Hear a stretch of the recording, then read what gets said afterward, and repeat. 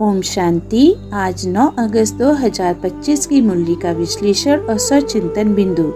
आज की मुरली आत्मा को उसकी गहराई, गरिमा और गंतव्य से परिचित कराती है। यह मुरली कोई साधारण ज्ञान नहीं, बल्कि परमात्मा पिता की वह शिक्षण धारा है जो हर आत्मा को श्री कृष्ण जैसा निर्मल, निश्चल और सर्वगुण संपन्न बनाती है। संगम युग पर बाप द्वारा दिया गया यह राजयोग वह नींव है जिससे भविष्य का स्वर्ग निर्मित होता है। आज की मुरली उस रहस्य पर प्रकाश डालती है कि कैसे ब्रह्मा, माताएं और आप हम सभी आत्माएं इस पावन परिवर्तन में निमित्त हैं। मुरली का विश्लेषण है। पहला, पुरुषोत्तम संगम युग, स्व परिवर्तन का सबसे श्रेष्ठ समय।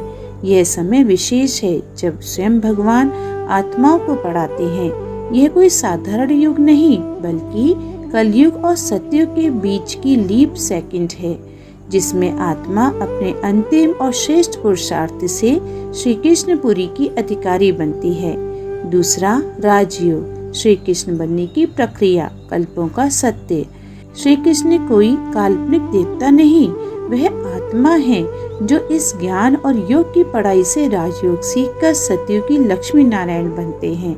राजयोग का आरंभ संगम युग में होता है, सतयुग में नहीं।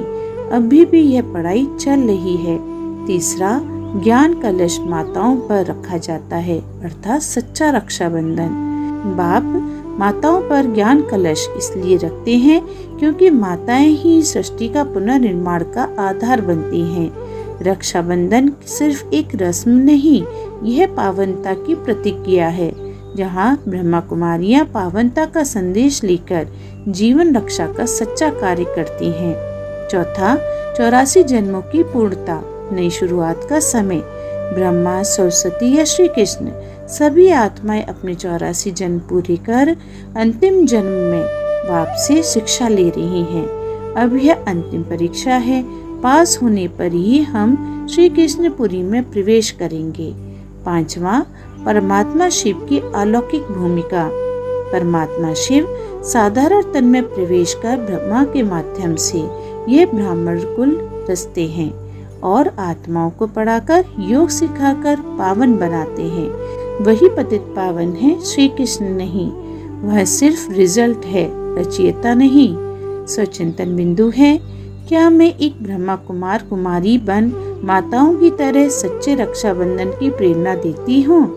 क्या मेरा संकल्प, वाणी और कर्म से पावनता की सुगंध फैलती है? अच्छा, ओम शांति।